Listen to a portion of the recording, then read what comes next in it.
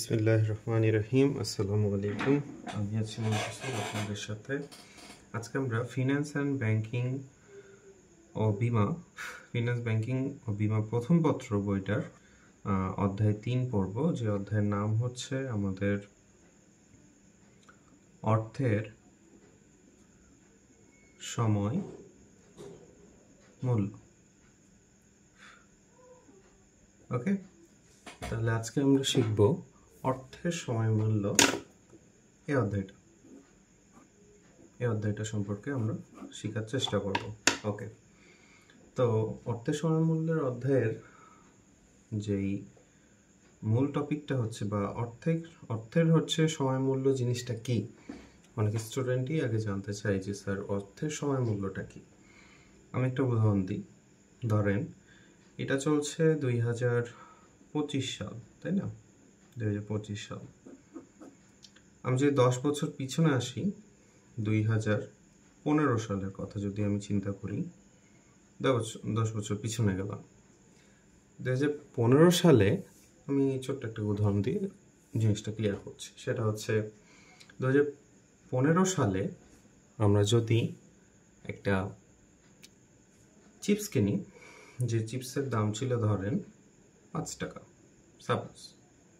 বিষয়টা একটু বুঝবেন। এই চিপসের দাম কি 2025 সালে 5 টাকায় থাকবে?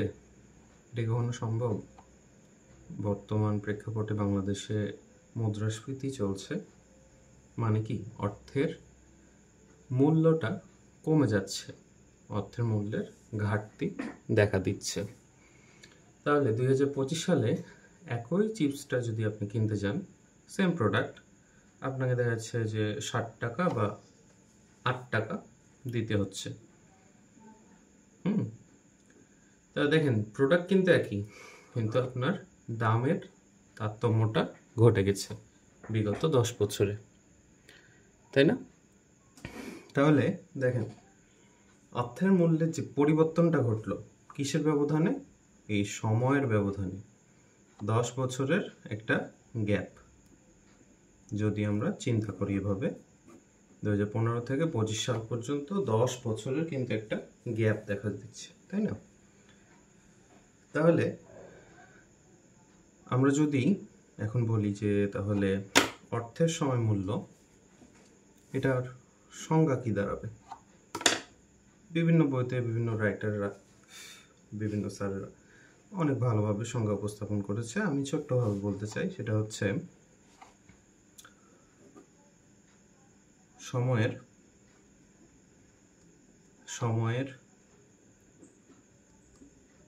পরিবর্তনের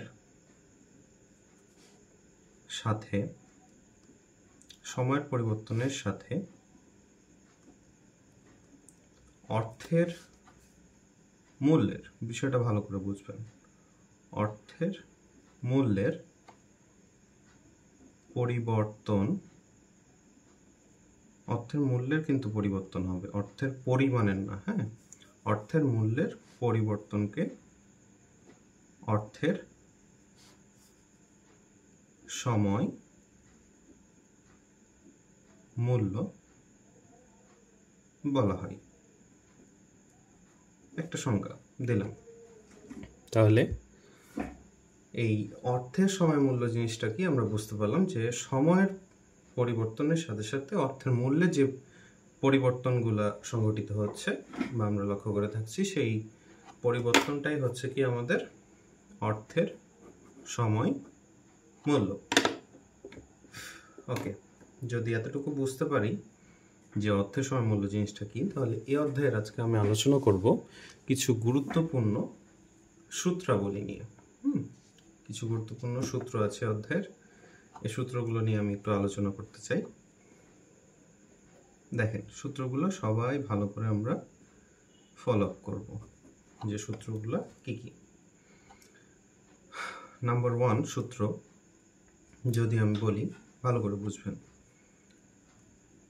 বর্তমান মূল্য কি? ফার্স্ট সূত্রতে কি লিখছি আমরা? বর্তমান মূল্য, যেটাকে আমরা পিভি দ্বারা প্রকাশ করছি, পিভি। ওকে, বলবেন পিভি কই থেকে আসলো? আসলে বর্তমান মূল্যকে ইংলিশে বলা হয় প্রেজেন্ট ভ্যালু, ঠিক আছে। এই প্রেজেন্ট ভ্যালুর পি আর ভ্যালুর হচ্ছে ভি দিয়ে আসছে আমাদের পিভি। তাহলে পিভিটা কোত্থেকে আসলো বুঝলাম, বর্তমান মূল্যের ইংলিশটা হচ্ছে প্রেজেন্ট ভ্যালু। ওকে, তাহলে পিভি সমান কি, FV equals FV divide by 1 plus R to the power N. এই হচ্ছে আমাদের সূত্র। পিভি সমান হচ্ছে আমাদের FV divide by 1 plus R to the power N. এখন এই আরটাকে অনেকে আবার আই দ্বারা প্রকাশ করে, আপনার যেটা সুবিধা। অনেকে আর দ্বারা প্রকাশ করে আর আই দ্বারাও প্রকাশ করে, কিন্তু তার আগে জানতে হবে যে আর বা আই এই জিনিসটা কি। এটাকে বাংলাতে বলা হয় সুদের হার, আর ইংলিশে বলা হয় ইন্টারেস্ট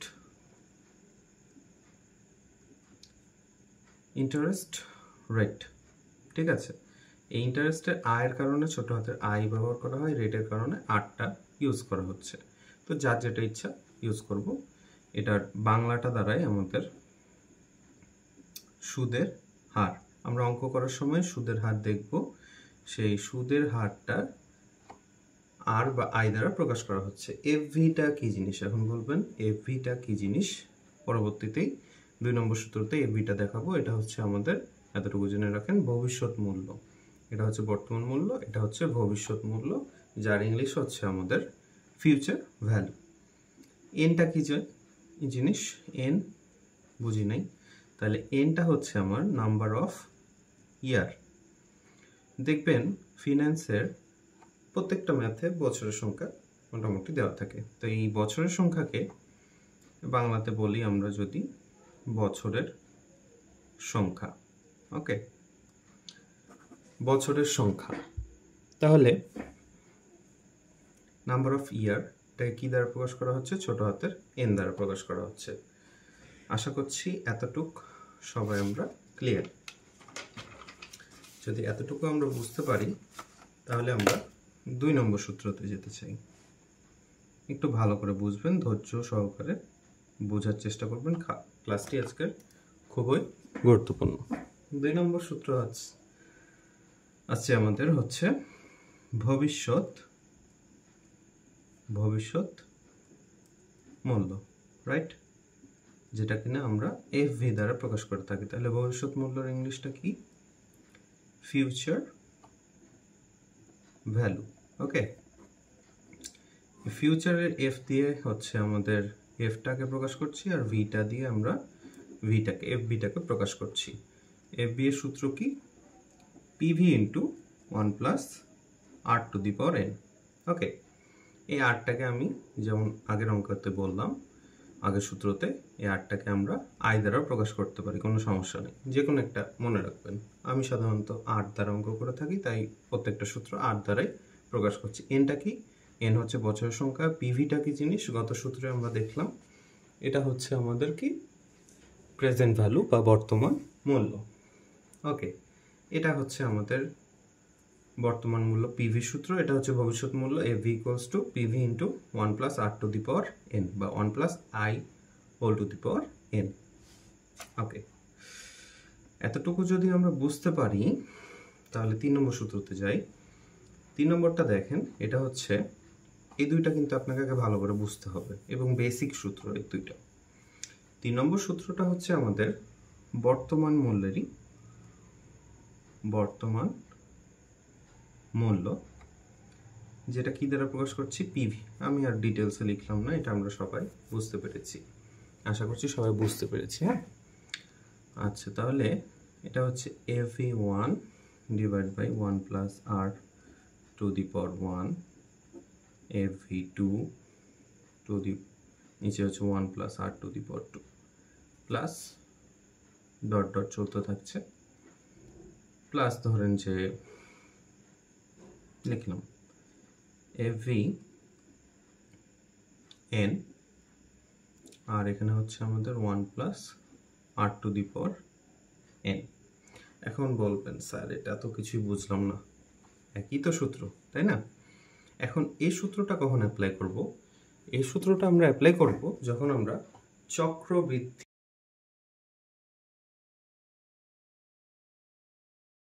আচ্ছা, তাহলে এখান থেকে আমরা দেখতে পাচ্ছি বর্তমান মূল্যের আরেকটি সূত্র, সেটা হচ্ছে FV1 FV2, এখানে 1 plus R to the power 1, এখানে 1 plus R to the power square, যেটাই বলি না কেন, বা 2, এভাবে চলতে থাকবে n সংখ্যক সংখ্যা পর্যন্ত, আর এর নিচেরটাও হচ্ছে n সংখ্যক বছর পর্যন্ত। ঠিক আছে, এখন বলবেন স্যার এটা আবার কোন সূত্র বা কোথায় এটা অ্যাপ্লাই করা হবে? এটা আমাদের যখন অঙ্কতে দেখব যে আলাদা আলাদা নগদ প্রবাহ দেওয়া থাকবে, হ্যাঁ, ভবিষ্যৎ মূল্যগুলো দেওয়া থাকবে, তখন যদি বলা হয় 3 বছরের অঙ্ক, তাহলে FV1 FV2 FV3 এভাবে চলবে। 1 প্লাস আর টু দি পাওয়ার, এখানে হচ্ছে 1 plus R whole to the power 2, 1 plus R whole to the power 3, এভাবে চলবে। 5 বছর বললে FV1 FV2 FV3 FV4 FV5, নিচে হচ্ছে 1 plus R whole to the power 1 plus R whole to the power 2, এভাবে করে 1 plus R whole to the power 5 পর্যন্ত চলবে। ঠিক আছে, এটা হচ্ছে বর্তমান মূল্যের আরেকটা সূত্র। এই সূত্রটা কখন অ্যাপ্লাই করব? যখন আমরা চক্রবৃদ্ধির ম্যাথ করব। ঠিক আছে, চক্রবৃদ্ধির ক্ষেত্রে এই সূত্রটা আসবে, এবং চক্রবৃদ্ধি ছাড়াও আমাদের এই সূত্রটা আসবে, সেক্ষেত্রে আমরা এখানে অ্যাপ্লাই করব। এবং মূল কথা হচ্ছে যখন আমাদের নগদ প্রবাহগুলো এক এক বছরের জন্য এক এক রকম দেওয়া থাকবে, কোনটা 10,000 কোনটা 20,000, এটা যখন আমরা ম্যাথ করব তখন ক্লিয়ার হয়ে যাব। আচ্ছা, এখানে আসি আমরা তাহলে 4 নম্বর আরেকটা সূত্রতে। সেটা কি সূত্র? সেটা হচ্ছে আমাদের ভবিষ্যৎ মূল্য।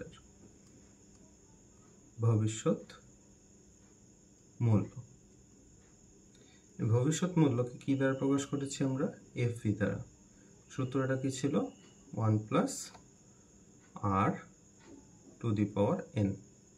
এখন বলবা তোমরা যে আর এর নিচে কি হবে? আর এর নিচে m, আর n এর সাথে m হচ্ছে গুণ হবে। এখন তো বলবো যে FV যেটা, এটা আমরা জানি, আর বা আই যেটাই বল না কেন সেটা আমরা জানি। FV কি? বর্তমান মূল্য। আই হচ্ছে ইন্টারেস্ট রেট, কত মানে সুদের হার। এনটা কি জিনিস? এন হচ্ছে নাম্বার অফ ইয়ার, কত বছরের অঙ্ক সেটা। এখন এম থেকে আসলো? এখন আমাদের মাথা ব্যথা হবে এম নিয়ে। ঠিক আছে, তো আমরা যখন চক্রবৃদ্ধির অঙ্ক করব তখন কিন্তু এই সূত্রটা আসবে, এবং চক্রবৃদ্ধির অঙ্কতে এম এর মানগুলো আমাদের জেনে রাখতে হবে। ওকে, চক্রবৃদ্ধির অঙ্ক, তো চক্রবৃদ্ধির অঙ্ক যখন আমরা করব তখন এম এর মানগুলো আমাদের জেনে রাখতে হবে। এক্ষেত্রে দেখো ভালো করে বুঝবা এম এর মানগুলো কিভাবে করে আসছে। যদি বলা হয় বার্ষিক, ঠিক আছে, যদি আমরা বলি বার্ষিক, সেক্ষেত্রে এম এর মান হবে 1। যদি বলি আমরা অর্ধ বার্ষিক, সেক্ষেত্রে এম এর মান হবে 2। খুব আসে পরীক্ষাতে যদি আমাদের ত্রৈমাসিক বলা হয়, ত্রৈমাসিক যদি বলা হয় তাহলে এম এর মান হবে কত? 4। আচ্ছা, এই জিনিসগুলো কি আমি একটু বলি। বার্ষিক বলতে বছরে একবার আমরা সুদ প্রদান করব, কিস্তি, যেটা কিস্তি ম্যাথ করব তখন আমরা আসবে এটা, কিস্তি দিব বছরে একবার। অর্ধবার্ষিক বললে বছরে 2 বার, মানে 6 মাস অন্তর অন্তর। ঠিক আছে, ত্রৈমাসিক জিনিসটা কি? ত্রৈমাসিক বললে বছরে 4 বার দিব, মানে 3 মাস পর পর, কারণ 12 মাসে 1 বছর, তাহলে 3 4 12। এখন অনেকে এই জিনিসটাই 3 4 12 মনে রাখতেছে, এম এর মানটা 3 বসায় আসে পরীক্ষাতে, যেটা কিন্তু ভুল। 3 বসালে কিন্তু হবে না, এম এর মানটা 4। তাই আমি বলবো এত ব্যাখ্যা বিশ্লেষণ না জেনে এটাই মাথায় রাখবা যে ত্রৈমাসিক যখনই বলবে আমাদের, তখনই আমরা লিখব এম এর মান হবে কত? 4। খুবই ইম্পর্টেন্ট, এটা মাথায় রাখবো। ইংলিশের ক্ষেত্রে যদি বলতে চাই, আমরা যারা অনার্স ফার্স্ট ইয়ারে প্রিন্সিপালস অফ ফিন্যান্স এই বইটাতে আমরা পাবো এই ম্যাথগুলো। ইয়ারলি যদি বলে তাহলে বার্ষিক মানে হচ্ছে এম এর মান 1, এটা হচ্ছে আমাদের হাফ ইয়ারলি, ঠিক আছে। হাফ ইয়ারলি বললে হচ্ছে অর্ধবার্ষিক, মানে এম এর মান 2 হবে। আর ত্রৈমাসিক হচ্ছে এটা আমাদের কোয়ার্টারলি। কোয়ার্টারলি যদি বলে হয় তাহলে এম এর মান কত হয়? 4 হয়। এই তিনটা মানই বেশি ইম্পর্টেন্ট। তাও আরও কিছু মান আছে, আমি লিখে দিচ্ছি, এগুলো স্ক্রিনশট রাখতে পারো বা নিজের খাতাতে অবশ্যই লিখে রাখতে পারো। এখন তোমাকে বলা হলো অঙ্কতে মাসিক, ঠিক আছে। মাসিক মানে কি? প্রত্যেক মাসে, ভালো করে বুঝবা, প্রত্যেকটা মাসেই একবার করে দেওয়া হবে। তাহলে বছরে কয় মাস? 12 মাসে 1 বছর, তাহলে এম এর মান কত হবে? 12 হবে। এখন যদি বলা হয় অঙ্কতে দ্বিমাসিক, এগুলো খুব একটা ইম্পর্টেন্ট না বলবো না, আসে পরীক্ষাতে মাঝে মাঝে চলে আসে, ওই জন্য আমি সবগুলো দেখাই দিচ্ছি। দ্বিমাসিক মানে 2 মাস পর একবার, মানে 2 মাসে একবার। তাহলে 12 মাসে যদি 1 বছর হয়, 2 মাস 12 কে 2 দ্বারা ভাগ করলে কত হয়? 6। তাহলে 2 মাস পর বললে এম এর মান কত হবে? এম এর মান হবে 6। আচ্ছা, যদি আমাদের আরও কিছু আছে আমি বলি।